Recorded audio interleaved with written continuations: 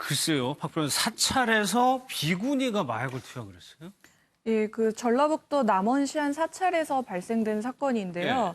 그 비구니, 60세 비구니 여성이 주지 스님 방에서 필로폰 0.1g을 2차례에 걸쳐서 투약을 한 혐의로 재판을 받았고요. 예. 이 재판에서 징역 10개월의 집행유예 2년을 선고받은 사건입니다. 집행유예 2년.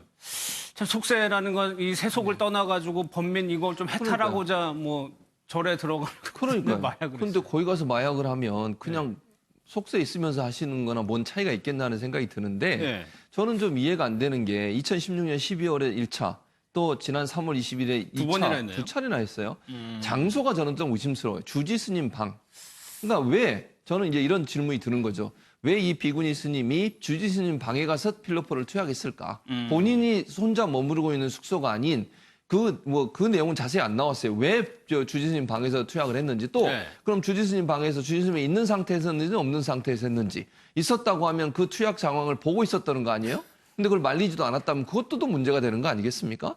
그래서 이거는 물론 그 내용은 아직까지 조사 내용이 전혀 없지만 네. 이거 단순히 그냥 필로폰 투약을 2번 했다. 그 본인은 그렇게 얘기하자면 조울증 때문에 그걸 투약을 했다고 하는데 그렇다고 왜 주지 스님 방에서 2차례나 투약을 했는지 그 투약하는 과정에 주지 스님이 어느 정도 연관성이 있는지 없는지 이런 부분도 저는 확인해 봐야 한다고 생각을 하고 사찰에 들어가는 게 주울증이나 우울증을 없애기 위해서 조용한 곳에 가서 도를 닦는 거 아니겠습니까? 수도를 하고 그런데 거기 가서 그게 안 돼가지고 또 필로폰까지 투약을 했다고 하면 이건 좀 일반적으로 상식적으로 이해하기 힘든 그런 상황이라고 보여집니다. 그럼 승현 일단 뭐 1차적으로 범죄를 저지른 사람이 조금 안 들킬 데를 찾았다 이런 식으로 해석을 할 수도 있을 것 같거든요. 어떻게 보면 절에서 가장 안전한 장소는 주지 스님의 이제 방이었고 사실 이제 대부분 마약을 하는 사람들의 어떤 뭐 제가 이제 그 구체적인 이야기는 할 수는 없지만 자기가 갖고 있는 가장 안전한 장소 뭐 이미 언론에 많이 나왔으니까 뭐 보통 자동차 안이라는 그 개인적인 공간이 가장 이제 대표적인데요.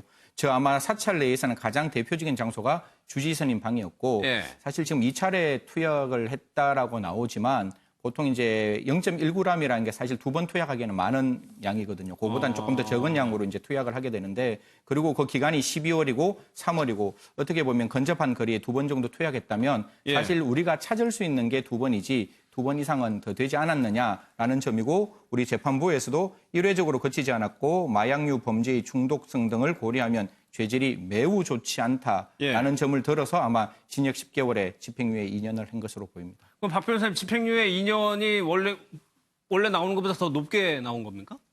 보통 이제 마약류 같은 경우는 대부분 초범이라 하더라도 집행유예가 선고되는 경우가 많이 있습니다. 근데 아무래도 이게 초범이라 하더라도 2회가 발각이 됐다는 것은 이 외에도 다른 경우에도 더 있을 가능성이 더 있다? 있을 가능성도 있고 특히나 승려 물론 이게 공식적으로 등록이 된 승려는 아니었다고 하지만 종교인이라면 그보다 더 높은 도덕적인 그런 책임감 같은 게 있어야 하는데 그럼에도 불구하고 2번이나 걸쳐서 이와 같은 범죄를 저질렀다는 것 때문에 집행유예를 선고한 것 같습니다.